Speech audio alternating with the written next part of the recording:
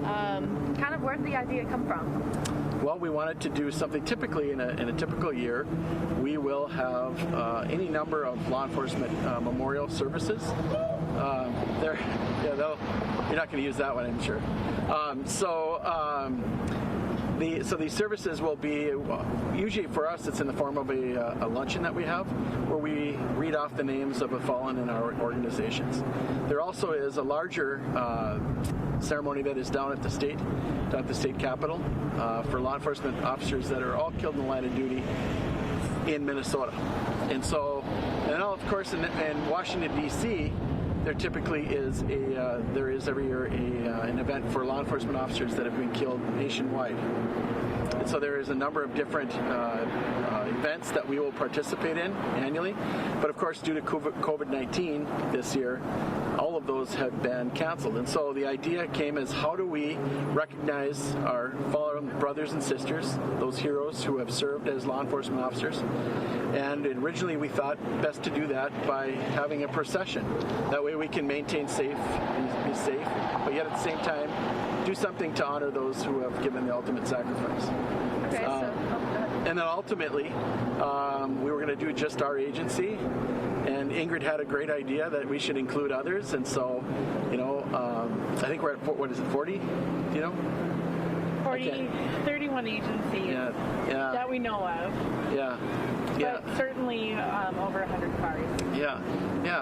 So we had, certainly now the idea came that we'd invite this more broadly, and so we've had a response from around the state to come. Many of the agencies that we work with every day, and some that we don't see so often. And so it's really going to be a very meaningful procession when many of the traditional ceremonies have been canceled. And these just shows the interest that across the state that people wanted to participate in memorializing those who have given the ultimate sacrifice. Absolutely. Boy, when that sun comes out, it is. I can barely see you now. So great. I had to adjust lighting a little bit.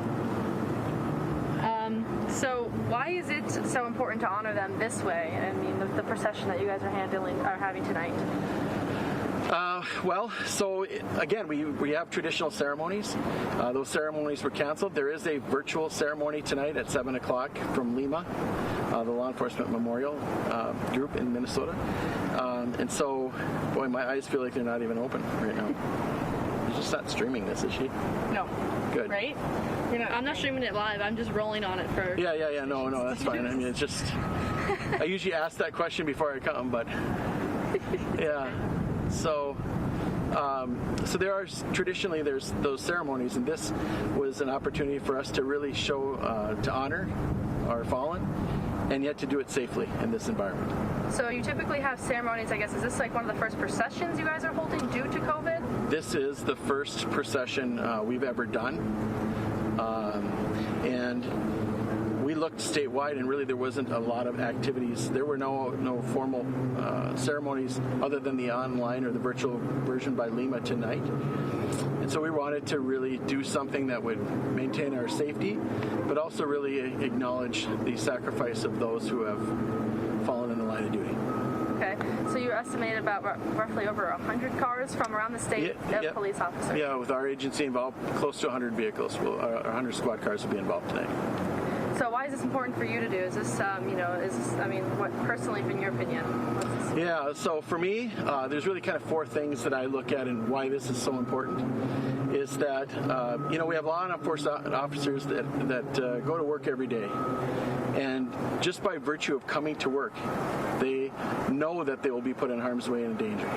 Whether it be walking in traffic, where there's speeding vehicles, whether they're going to domestic violence calls, whether there's crimes in progress, where there's violence, they know they will be in harm's way every day. And despite all of our training and efforts, we still had 147 officers killed nationwide. We have had 77 officers killed nationwide this year. Our agency has had 8 officers killed in the line of duty, with the last one being in 1990. And so we know that there are inherent dangers in policing. And when our officers who go to work every day to protect and serve their communities, when they fall in the line of duty, we view them as heroes.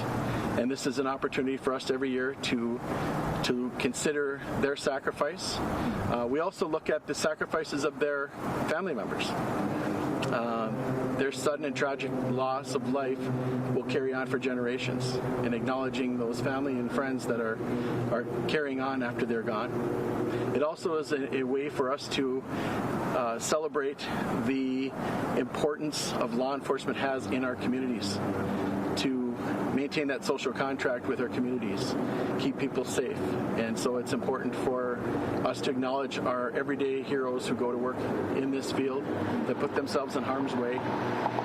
And then finally, I think it's really important. In 1829, I'll go back to my history. I teach community policing. In 1829, Sir Robert Peel started the London Metropolitan Police Department.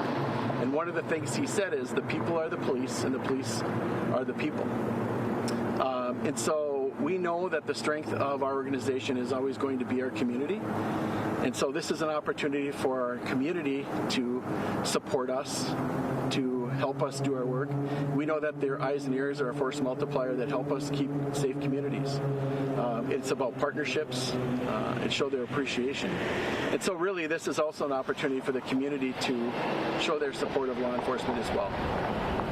So, but I will say, in order for people to be safe this year, it is important. We're gonna stream this, and it's important for them to view this virtually in their own homes. That is to participate. Social distancing is so important as well. Absolutely. So, what kind of work goes into coordinating this event for tonight? Yeah, you should have interviewed Ingrid for that. So it is. So not much more than a week ago, we came up with this idea. We put out emails to across the state, to the sheriff's departments, to police departments, to police officers, and we really got a significant response that people wanted to participate. We're willing to come and drive for hours to come and participate in this. So we know that the law enforcement community is very close, very tight-knit, and we support one another. And I think people in the state, law enforcement officers in the state, were looking for an opportunity to, again, memorialize those who have fallen in the line of duty.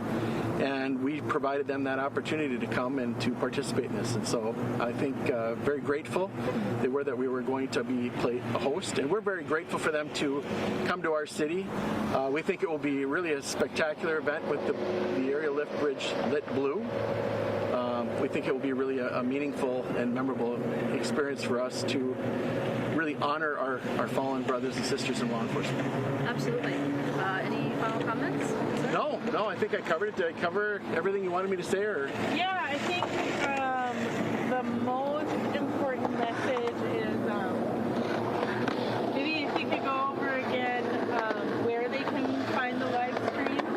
Oh, yeah. So it's going to be on our DPD page. Yep. Yeah, so it'll be on our DP. The live stream will happen on our DPD webpage, our Facebook page. I'm sorry, and so that will be streamed live. We really, Ingrid took a lot of pains to make sure that we have a lot of versions of this. So it's a couple different locations. There'll be a drone up, so there'll be an aerial view. There'll be a view more on land, if you will. We also engaged the help of both the Duluth Fire Department and the Hermantown Fire Department, which will be there as well. We'll have Honor Guard members. It will really, I think we have someone playing the bagpipes, so it will be really, it will really honor the fallen brothers and sisters in law enforcement. Awesome. So that 9:30 it begins? 9:30 sharp, yep. All right. Perfect. Sounds great. Yeah. Yeah, cool. All right. Remember the social